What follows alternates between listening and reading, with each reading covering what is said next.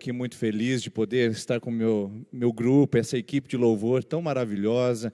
Essas pessoas estão trabalhando aqui nesse lugar, mas queria orar por você que está na sua casa e está precisando de um milagre. Estou muito feliz de ver a Andréia aqui hoje, né, André? Depois de quanto tempo aí de quarentena, a Andréia tem que cuidar de uma maneira muito especial também da sua saúde. E aí ela veio hoje, ela é um milagre ambulante. Eu queria que você orasse pelas famílias que estão na casa, você que tem experimentado essa luta contra o ELA, né? Essa esclerose lateral amiotrófica, é isso mesmo o nome? A múltipla, esclerose múltipla. Você tem lutado, os médicos dizem para você que você é um milagre constante de Deus. E eu queria que você estendesse a sua mão e orasse por pessoas que estão na casa, nos ouvindo, nos assistindo nesse momento, para que os milagres que você tem experimentado na sua vida, também essas pessoas, através dessa fé que opera em nós, também possam receber nesse lugar. Vamos orar? Amém, Senhor. Eu oro por você que está em casa, que Deus possa acolher seu coração, que você possa ser tocado profundamente pelo amor de Deus, que tudo que vier de mal, você saiba que tem um Deus grande, tem um Deus que opera na tua vida, pela tua família, pela tua casa. Eu sou promessa de Deus, eu sei o que é um milagre, então creia no milagre, que Deus possa estar neste momento, abençoando pessoas que estão com ansiedade, pessoas que estão com crises de nervo, pessoas que não estão aguentando mais ficar nessa quarentena. Ó Senhor, vem com teu abraço suave, gostoso, acalenta o coração dessas pessoas e de cada família que está neste momento, ouvindo esses louvores abençoados, e que a palavra que o pastor Denis vai trazer agora, seja como alvo no seu coração, para que você se acalme, para que tudo passe, porque tudo vai passar, porque o nosso Deus é o Deus de milagres, é o nosso Deus de promessas. Fique em paz em nome de Jesus.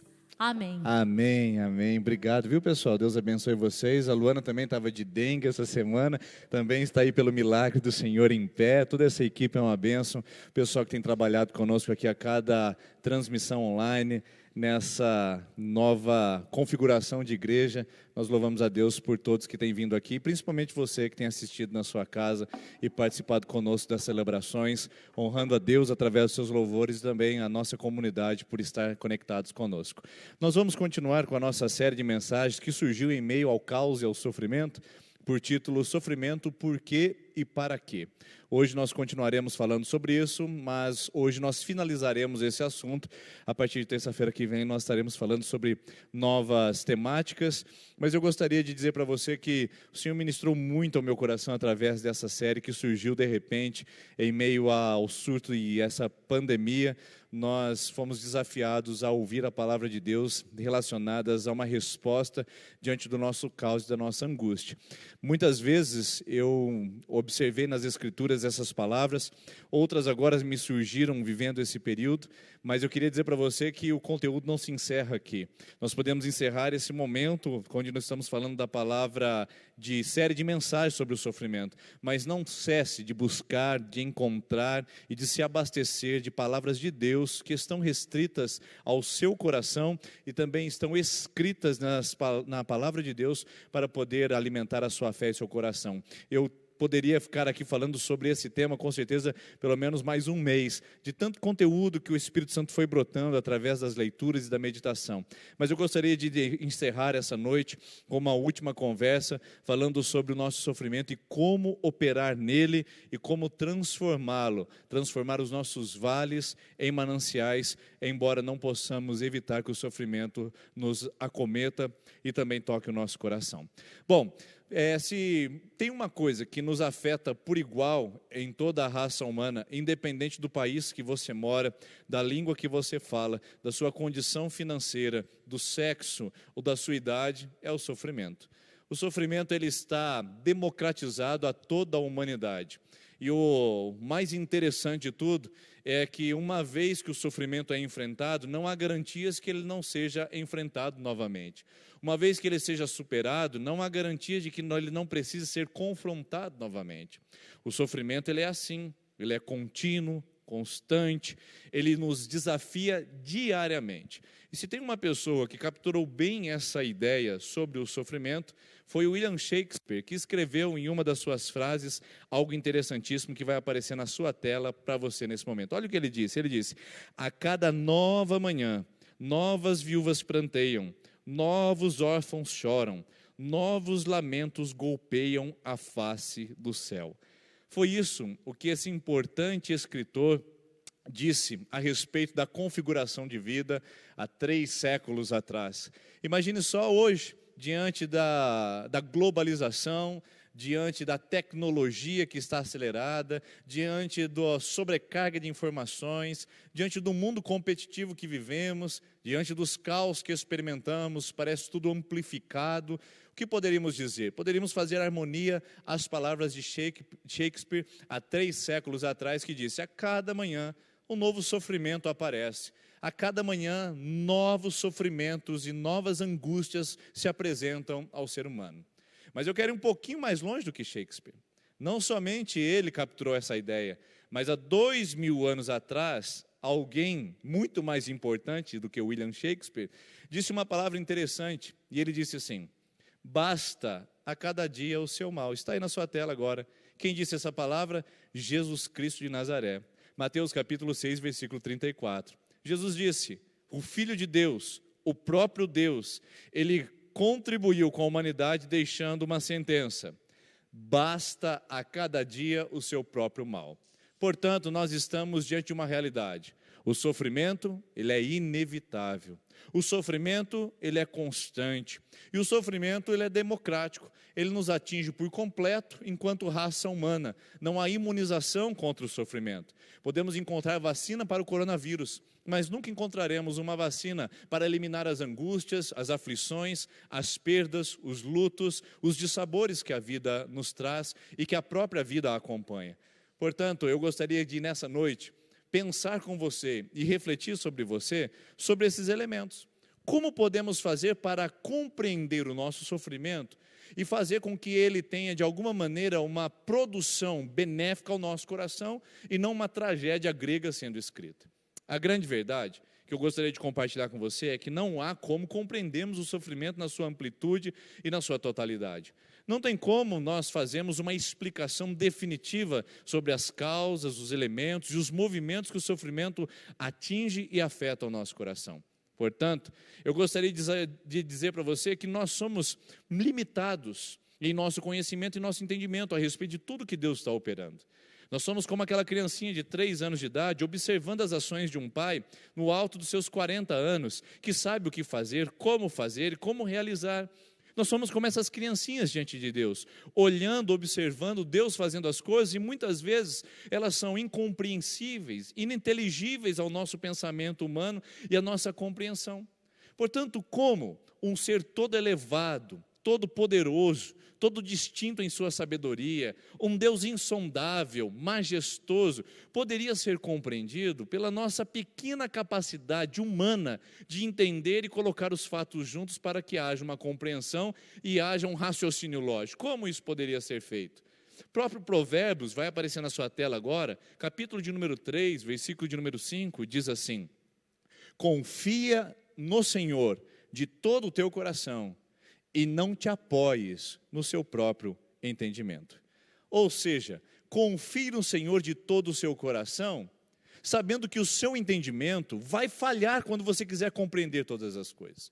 Eu quero dar essa palavra ao seu coração que tem tentado entender momentos como esse, que tem tentado trazer uma lógica, que tem tentado trazer um raciocínio, e muitas pessoas estão fazendo isso, inclusive pessoas tentando datar volta de Jesus, tentando fazer profetismo agora, muitas vezes falsificado, num momento como esse, tentando explicar o inexplicável. A verdade é que nós precisamos confiar num Deus bom, soberano e poderoso, e não nos apoiarmos em nosso próprio entendimento, porque o nosso entendimento é falho e não consegue compreender e atingir as grandezas desse Deus infinito e insondável. Aliás, tem uma frase que eu gostaria agora que você aprendesse e anotasse. Coloque essa frase talvez no seu Facebook, coloque essa frase no seu status do WhatsApp, coloque em algum outro lugar, mas divulgue essa frase. Olha que frase linda que vai aparecer na sua tela agora. Se Deus fosse pequeno bastante para entender, não seria grande o suficiente para ser adorado. Olha que frase pesada e forte. Se Deus fosse pequeno o suficiente para ser medido e compreendido, não seria grande o suficiente para ser adorado e exaltado. É exatamente esse o mistério do nosso Deus.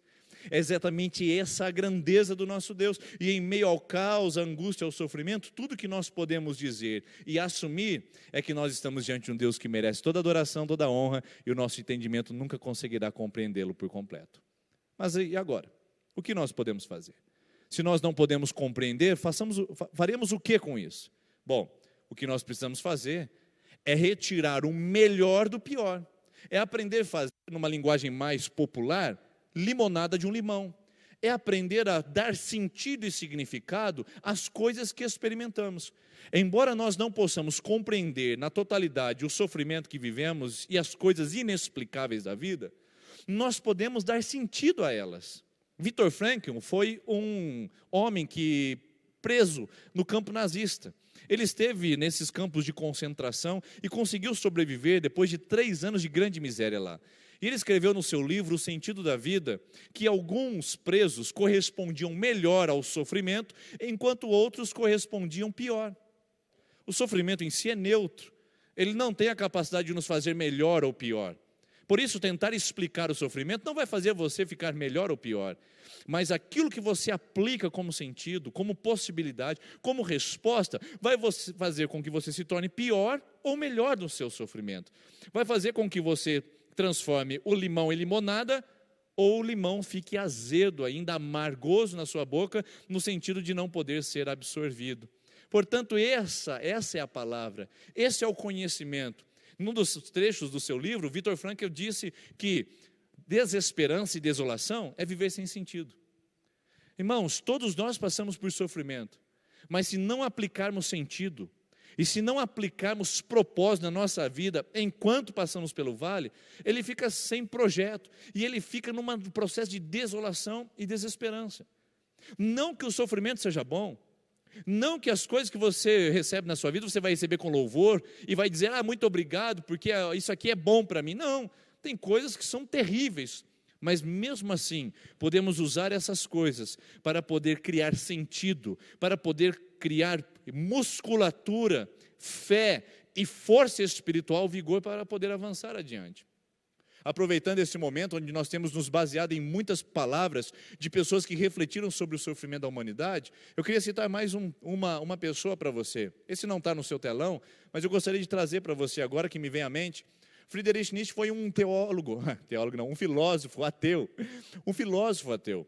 Ele não acreditava em Deus, mas ele disse uma frase interessante. Não é porque ele não acreditava que nós podemos jogar os seus pensamentos no lixo. Ele disse: as pessoas podem resistir ao como, se elas entenderem o para quê.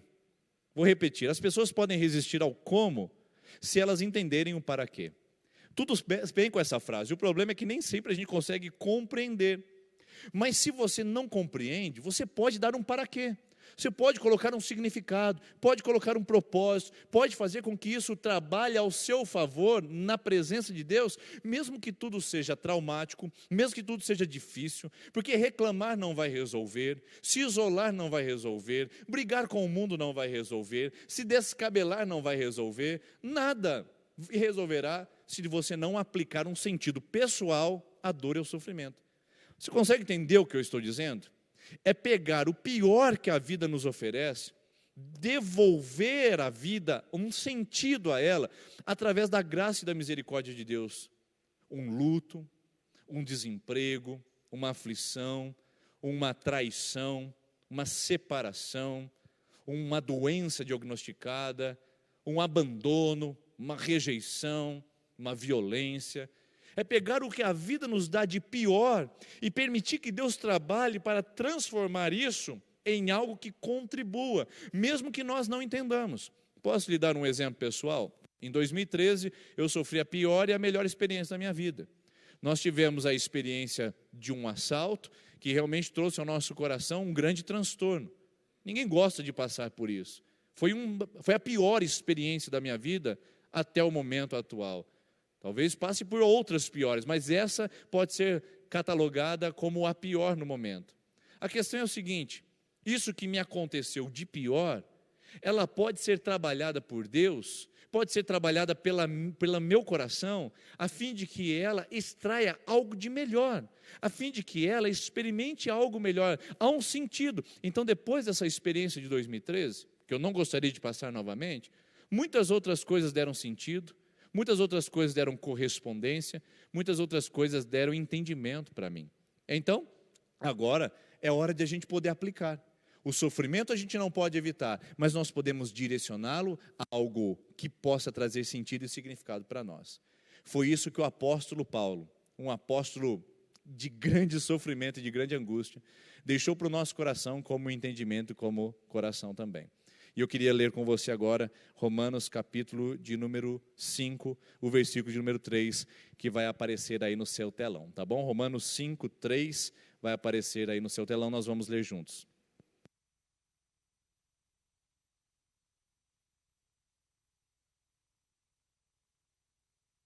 Romanos capítulo 5, versículo de número 3, diz assim: não só isso, mas também nos gloriamos nas tribulações, porque sabemos que a tribulação produz perseverança, a perseverança um caráter aprovado, e o caráter aprovado esperança. Olha só, esse texto apresenta para nós uma realidade impressionante. Mostra de que a tribulação produz, e eu destaquei essas palavras aí na sua tela. Eu destaquei porque como Paulo pôde deixar um tesouro tão poderoso para o nosso coração? A tribulação produz, traz para nós, gera, ela concretiza.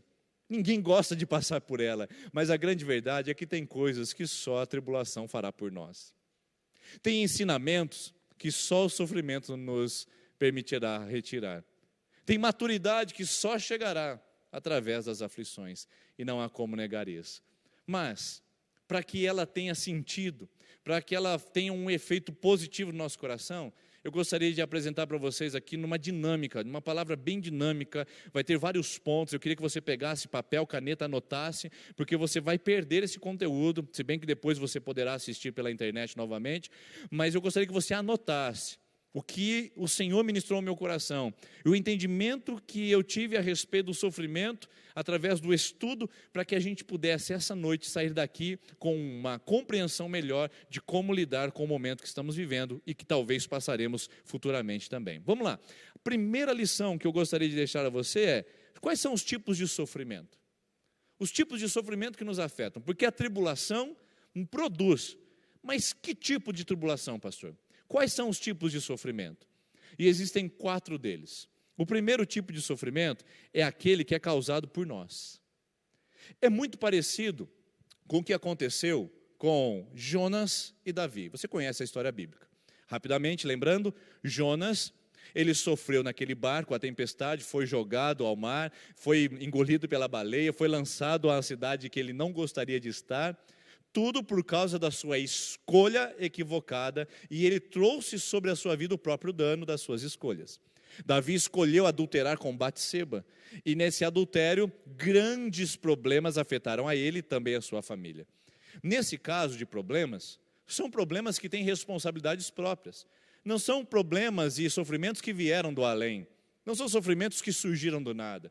São sofrimentos que vieram a partir das nossas escolhas equivocadas. E sabe o que esses sofrimentos causam em nós? Eles trazem sobre nós culpa e trazem sobre nós angústia.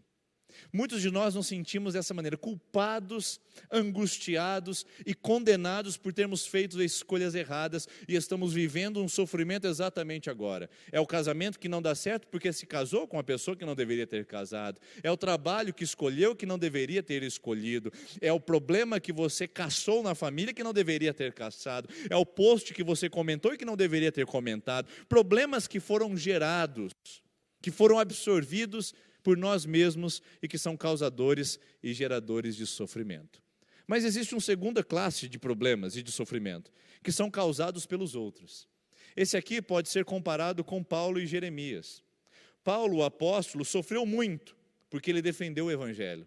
E como um defensor do Evangelho, ele foi um homem que foi perseguido, maltratado, humilhado, zombado, castigado. Jeremias, o profeta, não foi diferente. Se você ler o profeta Jeremias, você encontrará que ele foi levado ao exílio, que ele foi colocado também no cativeiro, que também foi espoliado, foi judiado, não por causa das suas escolhas, mas por causa das pessoas não corresponderem ao seu posicionamento. Pessoas que traíram, pessoas que magoaram, pessoas que machucaram. E talvez você sabe do que eu estou falando. Esse tipo de sofrimento é causado pelos outros. Nós nos colocamos na classe de vítimas, e isso traz sobre nós uma sensação de revanche, de vingança e de ressentimento. Esse tipo de sofrimento que talvez você esteja sofrendo e vivendo agora, traz sobre você um clima de revanchismo e de ressentimento, não é verdade? Porque é o sofrimento causado pelos outros. O terceiro tipo, ou terceiro grupo de sofrimento é o causado pelas perdas. Esse aqui, queridos irmãos e irmãs, esse é o inevitável. Esse aqui é o luto, é a perda de um filho, de um ente querido, é a perda de alguém que se ama, é o sofrimento que é causado à humanidade, desde que ela é humanidade, por causa da morte e por causa dessa ruptura que acontece entre a vida e a morte. Então, muitos de nós sabemos o que isso já é, e outros saberão ainda que é o sofrimento inevitável causado pelas perdas, e talvez você esteja vivendo isso, sofrendo isso, com lutos que parecem ser insuperáveis. Mas o quarto grupo, que eu gostaria de focalizar com você nesse momento, é o grupo que é causado, o sofrimento que é causado por Deus. Não há dúvidas de que existem sofrimentos que são originados na vontade de Deus. Jó é o grande exemplo para isso. Enquanto Marta e Maria são exemplo de perda, Jó é um exemplo de sofrimento que foi causado por próprio Deus. São sofrimentos enigmáticos, misteriosos, difíceis de serem compreendidos, difíceis de serem entendidos. E por isso causam revolta, causam confusão no nosso coração. E eu pergunto, você está em algum sentido confuso? Você está em algum sentido revoltado com o que você tem vivido? É provável que esse sofrimento tenha origem em Deus. Você está ressentido?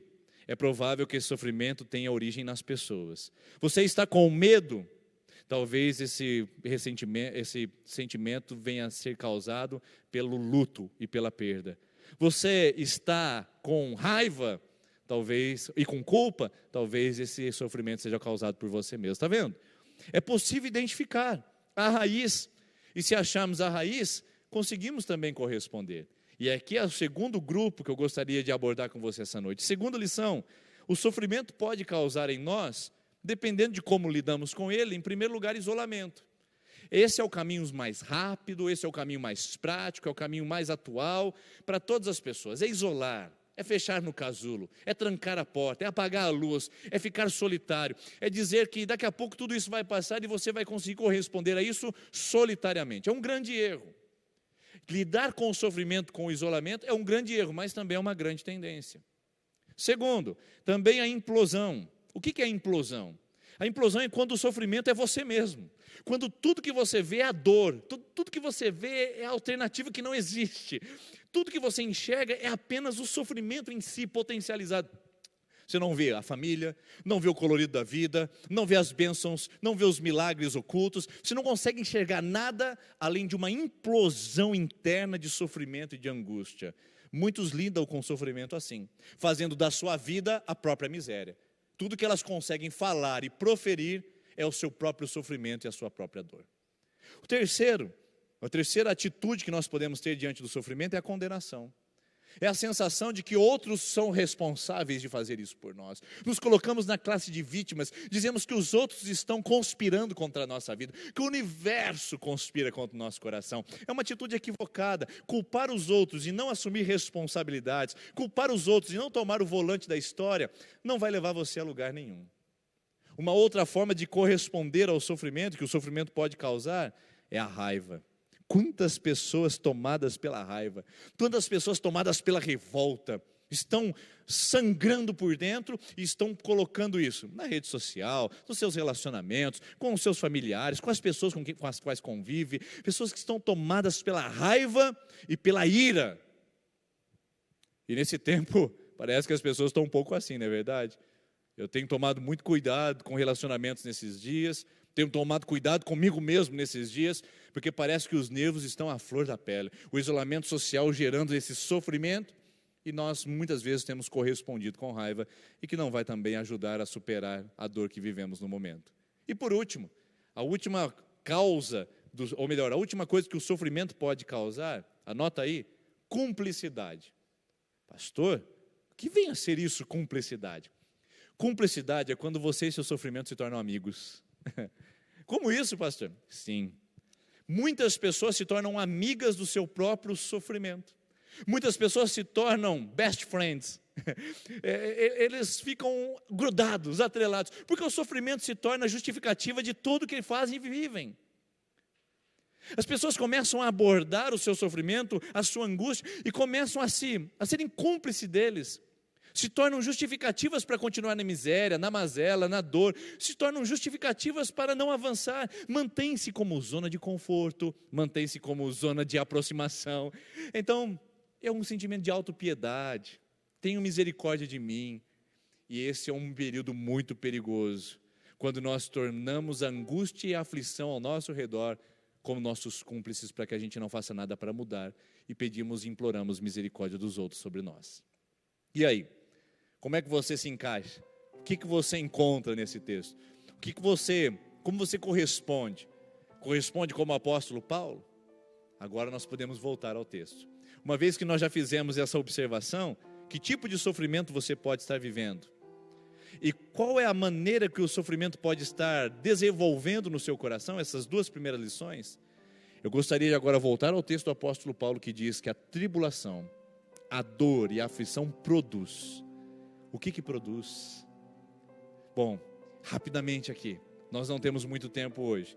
Eu só vou pincelar para você, e quem sabe você possa se aprofundar nisso numa reflexão, e eu gostaria de desafiar você a fazer isso assim que esse culto terminar, a você tirar um tempo para refletir sobre essas palavras. O sofrimento vai nos ensinar, essa é agora o que o apóstolo Paulo está nos orientando.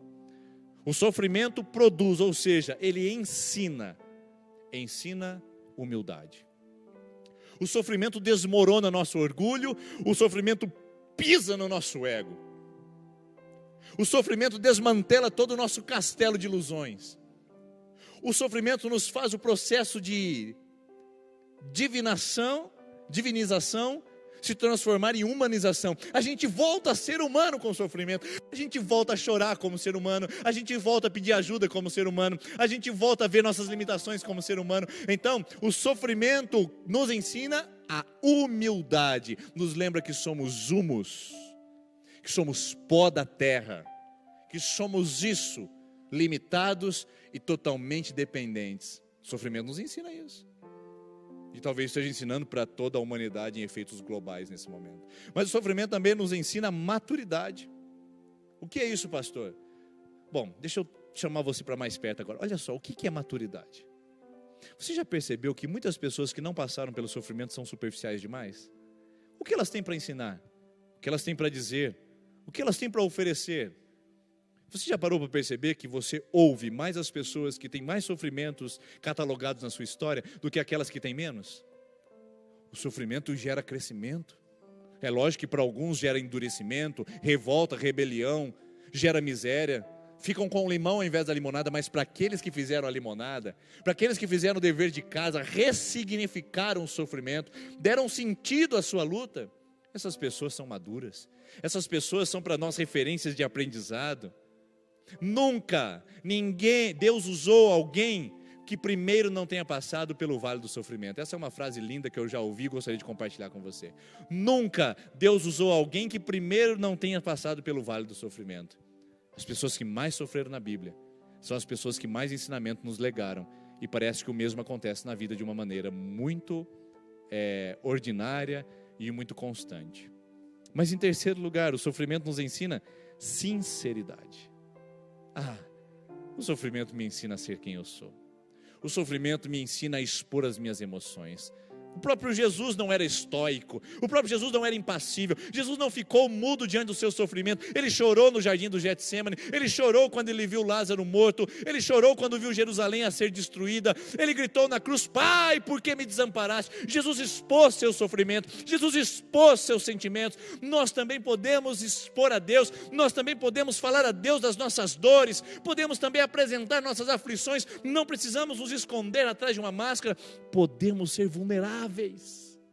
Podemos expor nossas fraquezas, porque quando somos fracos, então é que somos fortes. Quando admitimos nossas fraquezas, quando reconhecemos e reagimos a elas, nós aprendemos a ser mais parecidos com Jesus, sabia? Portanto, o sofrimento, ele ensina isso, ensina essas práticas. Mas o sofrimento produz. Produz, sabe o quê? Olha aí, toma nota. O sofrimento produz, conforme o apóstolo Paulo diz, resiliência. O que é resiliência, pastor? Perseverança. É o que Paulo diz aí. E a tribulação produz perseverança. Você viu? Perseverança traz experiência, a experiência caráter aprovado traz esperança. Você viu isso aí? O que é que produz todas essas coisas? Vou perguntar de trás para frente. Você quer esperança? Você quer experiência? Você quer caráter aprovado? Você quer perseverança? Sabe o que a gente precisa? Tribulação. Bom, eu queria que isso não tivesse na Bíblia, mas está e parece ser. Parece não, definitivamente é muito verdade. Porque as pessoas que enfrentam o vale do sofrimento da tribulação são aquelas que desenvolvem, de acordo com a sua resposta e ressignificação, elas desenvolvem perseverança, experiência, caráter aprovado e esperança. Já percebeu? Sim. Portanto, resiliência, perseverança é uma musculatura que é treinada no sofrimento. E lá na academia de Deus, nós somos expostos às maiores tensões para que a musculatura da fé seja fortalecida e a nossa perseverança também. Em segundo lugar, o sofrimento produz relacionamentos mais fortes. Vai embora muita coisa, sabia? Muita coisa superficial, muita coisa que não presta. E o que fica são relacionamentos melhores, mais baseados na sinceridade, na fidelidade, na cumplicidade, na solidariedade, nessas palavras tão lindas que envolvem os laços humanos. O sofrimento também produz prioridades bem definidas. Ou seja, aquilo que antes para mim era negligenciado, o sofrimento vai inverter a ordem, vai dizer, isso aqui é primeiro lugar. Pergunte para o homem que perdeu a sua casa e teve que viver aí com a sua mãe depois de 18 anos de casado, longe dos seus filhos, da sua esposa. Pergunte para ele o que esse sofrimento lhe causou. A família se tornou prioridade do dia para a noite, porque o sofrimento lembrou o que era negligenciado e deveria ser colocado na sua escala de importância. Está vendo? Às vezes nós precisamos de uma boa e velha tribulação para reordenar nossas prioridades. E por fim, o sofrimento transforma. E aqui eu quero encerrar com você essa noite, porque nós teríamos muitas outras coisas para falar, mas eu gostaria de falar isso. O sofrimento transforma nossa relação conosco mesmos. Nossa relação com nós mesmos muda, transforma. Passando por esse período de pandemia, queridos, se nós permitirmos Deus trabalhar em nós, e se nós ressignificarmos o que vivemos nos dias atuais, nós sairemos do lado de lá muito melhores. Porque a questão, preste atenção no que eu vou te dizer agora, é muito importante. A questão não é como sair do sofrimento no sentido de sair andando, como sair ou superar. A questão é como sair do sofrimento, é como caráter, como pessoa. E eu pergunto para você, como é que nós sairemos dessa pandemia? Como nós sairemos das angústias que o tempo vai trazer para nós nos próximos meses, ou quem sabe até nesse ano ainda? Como sairemos diante da crise? Não é sair, ultrapassar, é como nos sairemos como pessoas, como indivíduos e como seres humanos. Também, o sofrimento transforma a nossa relação com as coisas boas. Existem coisas na vida que são muito boas, maravilhosas, e nós vamos aprender a explorá-las melhor ainda quando passamos pelo sofrimento. Tem coisas boas na sua vida que você talvez não esteja percebendo, mas quando o sofrimento chega, elas potencializam e nós começamos a priorizá-las novamente. Terceiro, o sofrimento também nos transforma em relação a Deus. Nosso relacionamento com Deus passa a ser teórico, passa a ser de teórico a pessoal, passa de ser religioso para íntimo. Quantos de nós, abandonados pelo templo, estamos experimentando algo íntimo com Deus nas nossas casas? O sofrimento nos transforma, nos faz ver um Deus que antes distante, agora está perto de nós, caminhando conosco, andando conosco em meio ao vale do sofrimento. E em quarto lugar, o sofrimento transforma a nossa relação com os outros sofredores. Como o sofrimento nos deixa mais solidários, como o sofrimento nos faz mais consoladores. E Paulo diz em 2 Coríntios capítulo 1, versículo 3, bendito seja Deus, o Pai de toda consolação, que também tem nos consolado com o seu Espírito, para que através da sua consolação, consolemos outros. O consolo que vem sobre nós é útil, é devido às outras pessoas que também são sofredores e sofredoras como nós. Então, como nós podemos passar pelo sofrimento? O sofrimento nos transforma. O sofrimento transforma nós, as pessoas à nossa volta, as coisas boas à nossa volta, nossa relação com Deus, o sofrimento realmente faz um trabalho maravilhoso na nossa vida, se permitirmos. Então eu pergunto para você agora, para encerrarmos a nossa série de mensagens a respeito do sofrimento: como você não pode entendê-lo? Como você poderia respondê-lo? Já que você não pode entendê-lo, como você poderia responder e ressignificá-lo na sua vida? Aproveite esse momento. Aproveite as aflições que vão surgir, ou aquelas que já vieram há anos atrás. Pegue cada uma delas e peça para que Deus, através dessa mensagem essa noite, faça um check-up da sua alma e você tome algumas atitudes e iniciativas para que o sofrimento te transforme, te modele e faça um trabalho magnífico na sua vida. Eu quero deixar uma frase para você, vai aparecer na sua tela agora, que é a conclusão da nossa palavra essa noite. Leia comigo o que eu coloquei para você. O que podemos adquirir em meio ao sofrimento? Vou repetir. O que podemos adquirir em meio ao sofrimento? Olha a resposta. Isso dependerá do quanto permitiremos Deus trabalhar nele e através dele. Pois ainda que o Senhor não seja responsável pelo mal que criamos e escolhemos, está muito interessado em transformá-lo. Olha que frase bonita para encerrar nossa mensagem. Mesmo que Deus não tenha criado o mal ou produzido o mal que nós escolhemos e geramos por nós mesmos, ainda assim Ele está interessado em transformar para o seu bem. Já pensou? Deus tão amoroso, nós escolhemos errado, nós sofremos os danos do pecado, nós sofremos com o mundo corruptivo, e Deus ainda está interessado em transformar o nosso sofrimento em bênção para a glória dEle. Então eu queria dizer para você, esse momento que estamos vivendo só tem gerado ansiedade, preocupação e angústia em muitos corações. E eu convido você a olhar para isso com os olhos de ressignificação e a passar por ele entendendo que há um sentido que pode ser aplicado hoje para a sua vida e que transformará em sua vida, seu coração, em algo muito mais enriquecedor, muito mais valioso.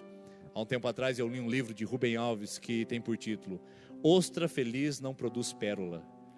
É uma metáfora que ele usa para falar sobre um evento que acontece nas ostras marinhas, onde só há pérola em ostra que foi agredida por um grão de areia. Quando um grão de areia consegue penetrar naquela fissura que está hermeticamente fechada de uma ostra e consegue penetrar, aquele grão de areia traz uma infecção, uma inflamação. E a ostra corresponde àquela dor. A ostra corresponde àquela infecção. Sabe o que ela faz? Ela libera uma substância chamada nácar. Esse nácar começa a envolver aquele grão de areia para que ele não cause dor mais à ostra. E vai envolvendo, até que o processo terminado se transforma em pérola. Quando você encontrar uma pérola, sabe que o que produziu ela foi um sofrimento numa ostra. Assim também na nossa vida. As melhores pérolas e os melhores tesouros estão para surgir do momento que estamos vivendo hoje. Estão para acontecer na sua vida agora. Deus é Deus. Ele sabe de tudo. Seja você causador de seus problemas, seja o problema e o sofrimento vindo de uma maneira enigmática dele, Deus é Deus e Ele sabe o que está fazendo e como está governando a sua vida. Só o deixe trabalhar e só o deixe fazer uma grande e linda pérola, apesar do seu sofrimento, em nome de Jesus. Vamos orar? Senhor, obrigado por a Tua palavra e que o Senhor nos ajude a olhar para o sofrimento que cada um de nós temos, assim como o pão nosso de cada dia nos dai hoje. O Senhor também nos dá o sofrimento de cada dia para que a gente possa aprender com Ele. E que através dele nós possamos ser mais maduros, mais humildes, mais resistentes. E possamos de fato honrar e glorificar o Seu nome, transformando grãos de areias infecciosos em lindas pérolas para a glória e honra do nome de Jesus, o nosso Senhor. Amém.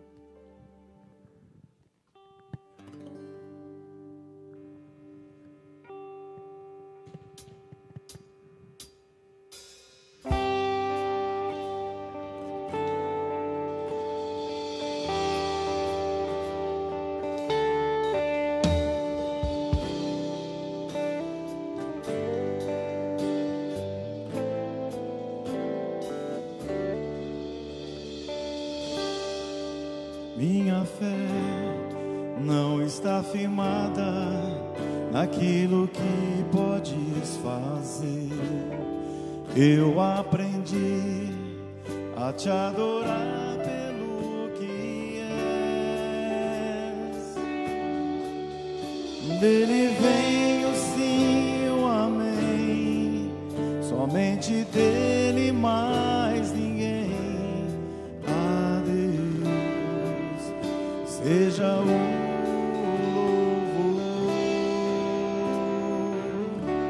Se Deus fizer, Ele é Deus. Se não fizer, Ele é Deus. Se a porta abrir, Ele é Deus. Mas se fechar, continua sendo Deus. Se a doença vier, Ele é Deus. Se curado eu vou, Ele é Deus. Se tudo der certo, Ele é Deus. Mas se não der, continua sendo Deus.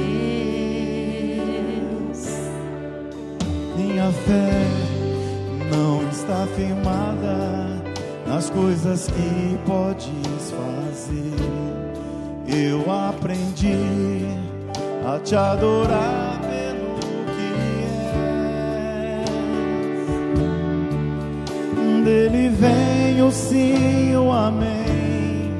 Somente dele, mais ninguém. A Deus seja o louvor.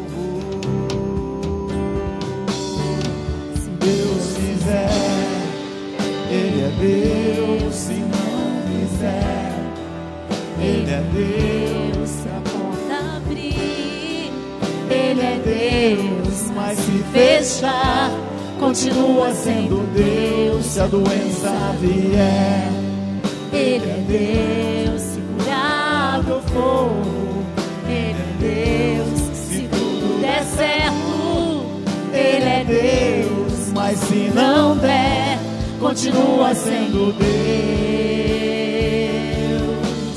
Não adoro pelo que Ele faz, eu adoro pelo que Ele é. Acho que houver, sempre será Deus. Não adoro pelo que Ele faz, eu adoro pelo que Ele é. Acho que houver, sempre será Deus. Se Deus fizer, Ele é Deus. Se não fizer, Ele é Deus. se a porta abrir, Ele é Deus. Mas se fechar, continua sendo Deus. Se a doença vier, Ele é Deus. Se curado eu for, Ele é Deus. Se tudo der certo, Ele é Deus. Mas se não der, continua sendo Deus. Não adoro pelo que Ele faz, eu adoro pelo que Ele é. Acho que houver, sempre será Deus. Não adoro pelo que Ele faz, eu adoro pelo que Ele é. Acho que houver, sempre será Deus. Que Deus te abençoe e obrigada por ter nos acompanhado nessa transmissão. Tenha uma ótima semana.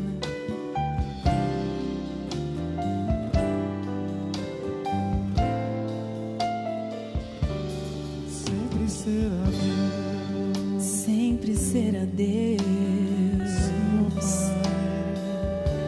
Ele sempre será. Sempre, sempre. Se Deus fizer, Ele é Deus. Se não fizer, Ele é Deus. Se a porta abrir, Ele é Deus.